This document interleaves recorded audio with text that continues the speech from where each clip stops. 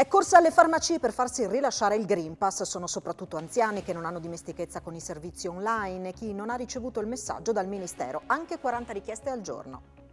Il Codacons del Friuli Venezia Giulia sta predisponendo i ricorsi al TAR per i sanitari non vaccinati. Si tratta di una ventina di casi. Intanto l'Ordine degli Infermieri di Pordenone certifica reintegri e nuove sospensioni. Fincantieri, Snam e MSC hanno firmato un protocollo per realizzare la prima nave a idrogeno. È stato comunicato al termine della consegna alla compagnia crocieristica della più grande nave bianca costruita in Italia. Debutta stasera Gnovis, il TG Marilenghe di Telefriuli, appuntamento dal lunedì al venerdì alle 20:40. La nostra emittente, grazie alla collaborazione con Aclif, punta a rispondere ad un bisogno della comunità. Giornata amara per i friulani alle Olimpiadi di Tokyo. Chiara Cainero non riesce a riprendersi dalla pessima giornata di ieri, viene eliminata prima della finale. Su mountain bike, Colledani e Braidot lontani dal podio.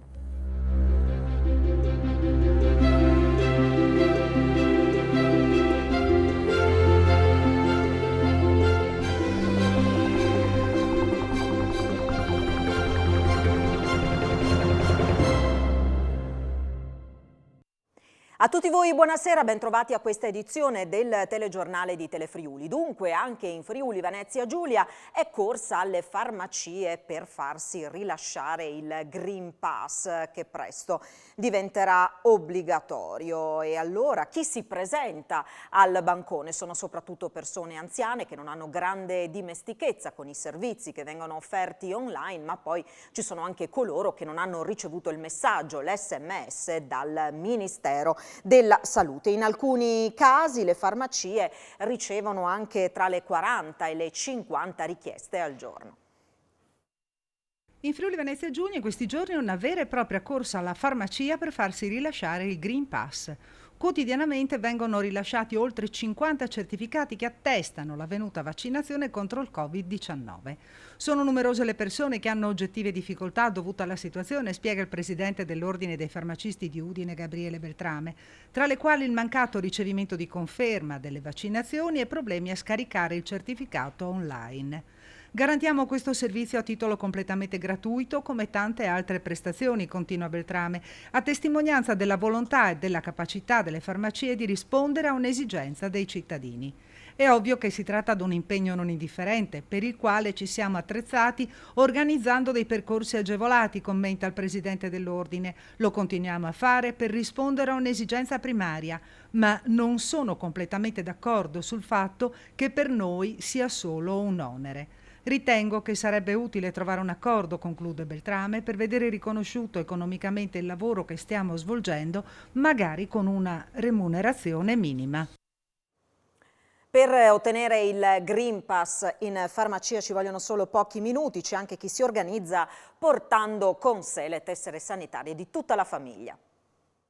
L'affluenza in farmacia per richiedere la stampa del Green Pass è continua. In molti si presentano con le tessere sanitarie di tutta la famiglia per guadagnare tempo e per avere la certezza di poter accedere in tutti i luoghi nei quali è in previsione l'ingresso solo a chi possiede ed esibisce il certificato. Nella farmacia comunale di Tavagnacco ne sono stati consegnati oltre 40 solo in mattinata. I nostri clienti sono per la maggior parte delle persone anziane che non hanno dimestichezza con la tecnologia e quindi è più comodo avere il cartaceo e la stampa di questo documento.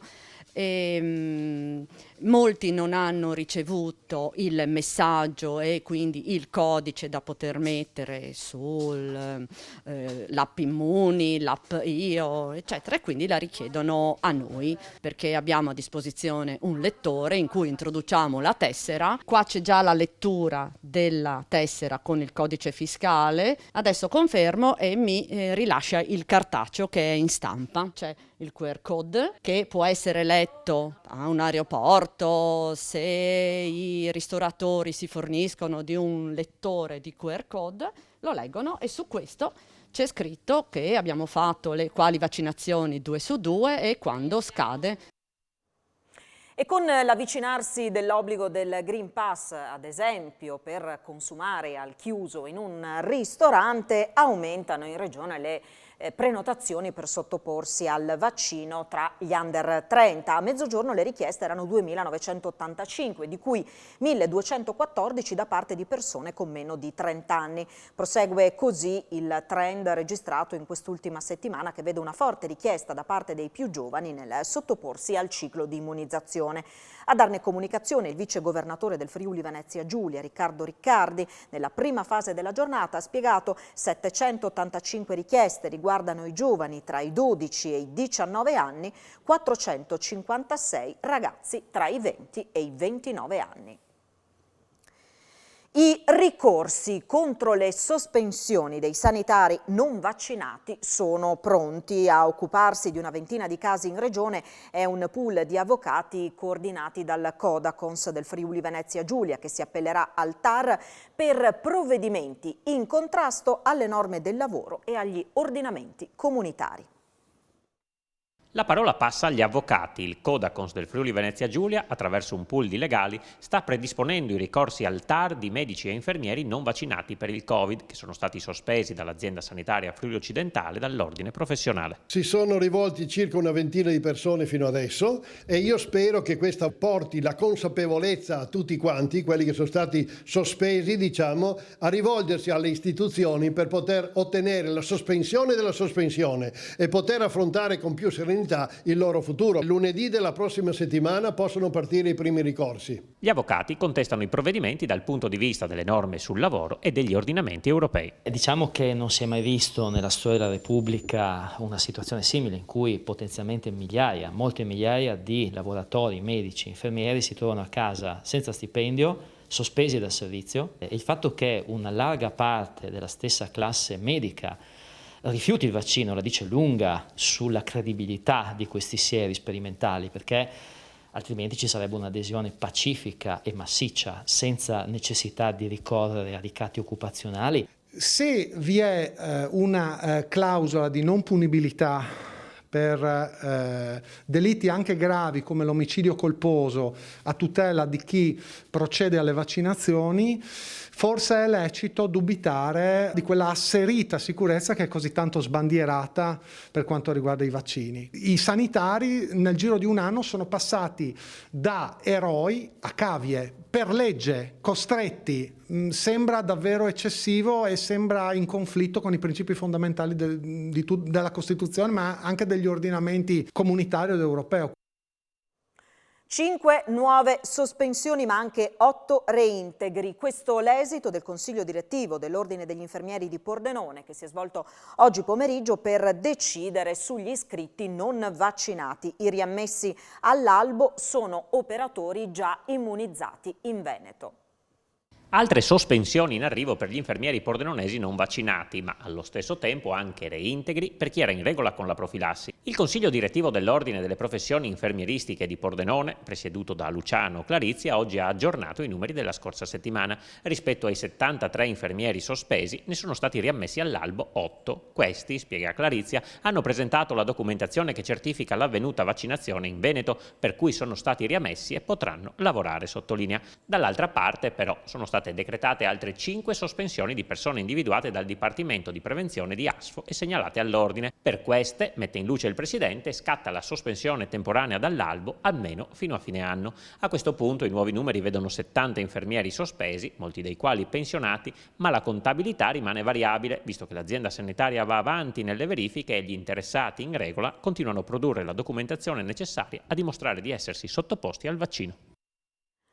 Oggi in Friuli Venezia Giulia sono stati riscontrati 20 contagi da Covid su 1577 test effettuati. Non si registrano decessi, 2 persone sono ricoverate in terapia intensiva, mentre i pazienti in altri reparti scendono a 8. A 15 giorni dai festeggiamenti per la Coppa Europea conquistata dagli azzurri di Mancini, sono poco più che raddoppiate le persone contagiate in regione. Dalle 213 persone positive la notte dell'11 luglio siamo passati alle 440 di oggi. La curva segna un leggero picco ma non considerevole. Da notare tra l'altro che diversi contagi riguardano cittadini stranieri richiedenti asilo arrivati nel nostro paese, anche cittadini della regione che sono rientrati dall'estero. Come avvenuto in Piazza Duomo a Milano durante i festeggiamenti per lo scudetto dell'Inter, al momento pare che anche in Friuli Venezia Giulia non stiamo assistendo a nessuna esplosione del contagio.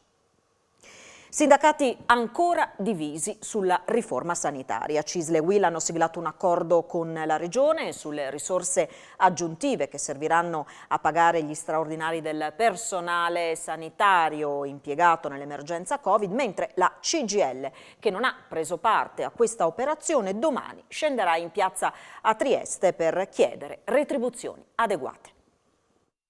In Friuli Venezia Giulia interessa 16.800 lavoratori l'accordo sulle risorse aggiuntive sottoscritto oggi da CISL FP e UIL FPL con l'assessore regionale Riccardo Riccardi. Per il segretario CISL FP con delega Nicola Cannarsa, la definizione dell'intesa raggiunta grazie alla valorizzazione economica data delle RAR, i fondi stanziati dal piano nazionale vaccinale, l'autorizzazione da parte del governo per le prestazioni aggiuntive, rafforza il concetto di premialità e supera l'iniziale insufficienza di risorse necessarie per le attività extraorario. In sostanza si parla di una sorta di tesoretto da 16 milioni di euro. In questo modo, commenta Cannarsa, viene garantito il pagamento delle ore accumulate attraverso una ripartizione equa dei fondi tra le aziende. Alla sigla dell'accordo non era presente la CGIL, la cui rappresentante di categoria, Rossana Giaccaz, si dice esterrefatta e rinvia ogni giudizio sul risultato raggiunto da CISL e UIL solo dopo aver letto il testo. Siamo in attesa di vedere questo accordo e nel frattempo chiediamo un'intesa anche sul personale. Ci sono troppi lavoratori che sono inidonei a svolgere un certo tipo di mansioni e mancano professionisti. Secondo i nostri calcoli, continua Giaccaz, ne servirebbero almeno 800 con un investimento sulla sanità pubblica per mettere in sicurezza il sistema. Per domani la CGIL ha organizzato un presidio sotto la sede della Regione a Trieste contemporaneamente all'inizio della discussione in aula sulla finanziaria. Saremo in piazza, conclude la rappresentante del comparto sanità della CGIL, per chiedere che il personale che si è prestato a fare i doppi turni in tempi di Covid sia retribuito in maniera adeguata. La Protezione Civile ha diramato un'allerta meteo di colore giallo per il Friuli Venezia Giulia, esclusa l'area di Trieste fino alla mezzanotte di oggi. Attualmente una circolazione depressionaria sull'Europa occidentale sta determinando l'afflusso di correnti sud-occidentali umide e instabili sulla regione. Si prevedono locali temporali, meno sulla costa, alcuni dei quali con piogge localmente intense. La Protezione Civile raccomanda la massima vigilanza sul territorio, in particolare nelle aree adibite a campeggio e in concomitanza con eventuali manifestazioni all'aperto. La rottura del tubo di un frigorifero con conseguente fuoriuscita di gas ha costretto all'evacuazione del punto vendita Conad di Viale Grigoletti a Pordenone. Il tutto è successo oggi attorno all'ora di pranzo. Per precauzione tutti i clienti sono stati fatti uscire, lo stesso è avvenuto per il titolare e i dipendenti. Nessuno ha riportato conseguenze, sul posto sono arrivati per le verifiche i vigili del fuoco di Pordenone che hanno riscontrato come non vi fosse alcun pericolo per la salute. Nel pomeriggio l'attività del supermercato è ripresa regolarmente. Dopo 23 anni chiuderà ad ottobre il primo McDonald's di Udine, l'attività di Borgo Stazione cesserà il prossimo ottobre, il personale sarà tutto reimpiegato. Dopo 23 anni di attività, a ottobre chiuderà il McDonald's di Viale Europa Unita a Udine. La decisione, ci ha spiegato il licenziatario della catena di fast food, non è negoziabile e dipende esclusivamente dall'enorme calo di fatturato che il punto vendita di Borgo Stazione ha subito negli ultimi anni, anche escludendo le conseguenze economiche dovute alle limitazioni e alle chiusure antipandemiche. I 18 dipendenti attualmente impiegati di fronte alla stazione dei treni saranno distribuiti tra gli altri 4 punti vendita presenti tra Portogruaro, Udine Sud, Udine Nord e il Terminal Studenti, tutti più improntati sul servizio di punta della catena, ovvero il takeaway, il McDrive e il servizio rivolto alle famiglie. C'è un problema generale sull'area, molti evitano la stazione, purtroppo. Il locale soffre proprio perché ha avuto un calo di fatturato incredibile, non più sostenibile e quindi è meglio utilizzare le risorse su altre parti. La notizia ha sconvolto uno degli studiosi del quartiere delle Magnole, Marco Rioles, che legge questo segnale come una sorta di bandiera bianca e lancia un invito a intervenire ridando fiducia a commercianti e residenti. Questo quartiere è diventato quello di cui si parlava 20 anni fa quando c'erano 4 gradi, cioè un quartiere cosiddetto inferrotabile, il ghetto. Questo posto ha una maledizione e la vogliamo tenere con noi destinando questo quartiere a un futuro nefasto o vogliamo risalire la china? Facciamoci questa domanda, per favore. L'amministrazione regionale non intende prendere alcun provvedimento nei confronti della consigliera di parità che ha commesso l'errore di utilizzare un social network per esternare considerazioni proprie sul disegno di legge Zan. Tengo però a sottolineare che quel profilo non è riferibile in alcun modo ai canali istituzionali della regione. Così l'assessore regionale al lavoro e famiglia, Alessia Rosolen, ha risposto nel corso del question time che si è svolto stamattina in Consiglio regionale ad una interrogazione dell'opposizione in merito alle esternazioni della neoconsigliera di parità Anna Rita Limpido. Ritengo che la consigliera di parità abbia agito più per inesperienza che per dolo. Esprimere un parere su un disegno di legge non è ancora un reato, ha aggiunto Rosolen, almeno non fino a quando verrà approvato il DDL Zan. Esigere provvedimenti per chi ha un'idea diversa dalla propria, ha concluso l'assessore, credo sia un atto di prepotenza culturale e di bullismo etico insopportabile. Dopo il Movimento 5 Stelle, anche il Partito Democratico ha voluto presentare le proposte per le variazioni di bilancio che inizieranno il percorso domani nell'aula del Consiglio regionale. Una occasione importante che richiederebbe uno sforzo di visione e strategia che la Giunta regionale non ha. Diego Moretti, capogruppo del Partito Democratico in Consiglio regionale, e Roberto Cosolini chiedono uno sforzo al presidente Massimiliano Fedriga, vista la possibilità di investire i 360 milioni di euro dell'avanzo di bilancio. Oggi formuliamo proposte, c'è un assestamento direi molto corposo, molto capiente, di dimensioni inedite negli ultimi 10 anni. Se c'è la volontà politica, una volta tanto, di ascoltare buoni consigli su famiglia, su ambiente e su sanità, abbiamo presentato degli emendamenti importanti per contenere il comune di suolo, per sostenere la sanità territoriale e pubblica e per sistematizzare gli interventi nei confronti delle famiglie. Nel dettaglio degli emendamenti ci sono 35 milioni per la realizzazione delle case della salute, ovvero punti di riferimento per la domanda di salute dei cittadini, l'assunzione di nuovo personale per creare nuovi infermieri di comunità. I DEN hanno voluto anche parlare di famiglia con 135 milioni nel triennio, di cui 45 nel 2021, per un assegno per le famiglie con figli da 0 a 18 anni e un reddito medio-basso con un ISEE inferiore a 20.000 euro. Si è dimesso dalla sua carica di consigliere comunale di San Daniele del Friuli Giovanni Canduso, già al centro di numerose polemiche in passato. L'atto depositato oggi fa seguito ad una vicenda che risale a mercoledì notte, quando al termine dell'assemblea civica il sindaco Pietro Valent lo ha scoperto mentre si allontanava velocemente dopo aver imbrattato una parete del municipio con una scritta accompagnata da falce e martello. Abbiamo denunciato Canduso ai carabinieri, spiega il primo cittadino, ha ammesso le sue responsabilità rispetto a questo unico gesto. Da lì l'atto naturale delle dimissioni. Dura la reazione dei consiglieri comunali di San Daniele Bene Comune, Fabio Spitaleri e Paolo Menis, che hanno chiesto le dimissioni del sindaco. Non è una situazione in cui fare polemica, risponde Valent, per tutti è meglio rimanere in silenzio. L'Università di Udine conferirà al sottosegretario di Stato alla Presidenza del Consiglio dei Ministri Franco Gabrielli la laurea magistrale honoris causa in comunicazione multimediale e tecnologie dell'informazione. La cerimonia avverrà il prossimo 15 novembre in occasione dell'inaugurazione dell'anno accademico 2021-2022 dell'Ateneo Friulano, il 44esimo della sua storia. Fincantieri, SNAM e MSC hanno firmato un protocollo per realizzare la prima nave a idrogeno. La notizia è stata comunicata al termine della consegna alla compagnia croceristica della MSC Seashore, la più grande nave bianca mai costruita in Italia. Un colosso del mare consegnato e un progetto ambizioso, realizzare la prima nave da crociera a idrogeno. Giornata importante nei cantieri di Monfalcone del gruppo Fincantieri, dove la MSC Seashore è stata ufficialmente affidata al gruppo crocieristico.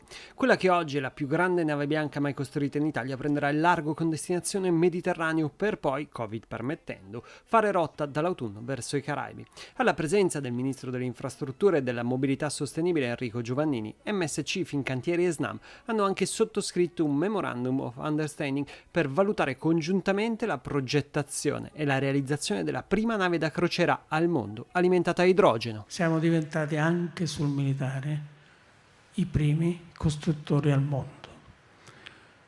Come lo siamo ormai per le crociere. E adesso, sempre per MSC, stiamo studiando una delle più belle navi di lusso che siano state mai costruite. Bono ha ricordato le grandissime capacità del popolo italiano, lanciando però anche un monito. Che abbiamo cercato in tutti i modi di portare lavoratori italiani a lavorare nel cantiere. Finora ci siamo riusciti molto poco.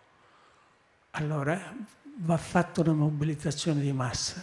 Va spiegato che oggi si fa l'Italia o si muore veramente, perché abbiamo i soldi.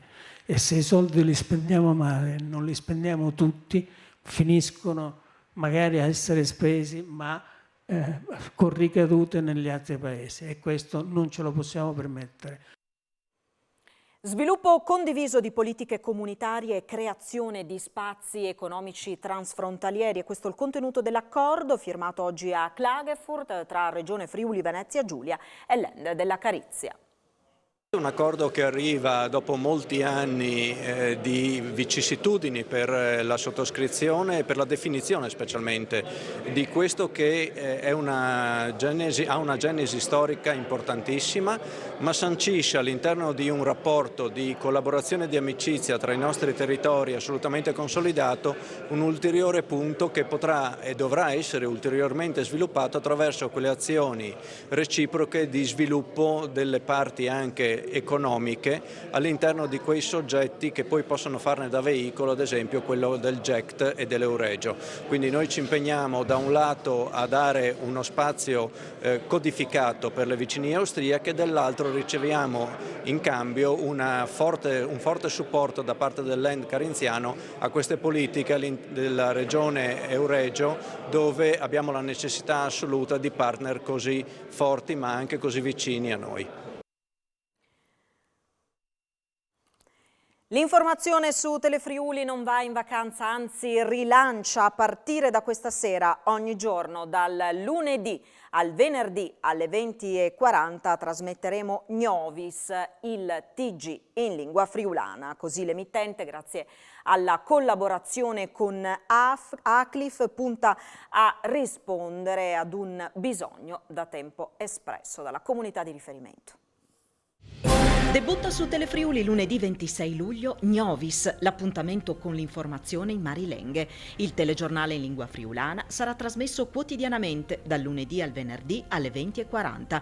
Proporrà in sintesi le principali notizie della giornata che interessano l'intero Friuli Venezia Giulia, oltre ad interviste ai sindaci e ad altri rappresentanti istituzionali e non solo del territorio. Gnovis nasce dalla volontà dell'emittente di rispondere ad un bisogno espresso dalla comunità di riferimento e grazie alla collaborazione con Aclif, l'Assemblea di Comunità Linguistica Friulana. I siamo veramente contenti come Assemblea di Comunità Linguistica Friulana dall'attenzione che ne ha dato Telefriuli per far partire un TG per Furlan, che è un'opportunità per tutte le comunità di far sentire la sua voce, per far conoscere che di Biel al succede ai paesi. Gnovis, che vuol dire un'opportunità di farla per Furlan e per farlo conoscere di più.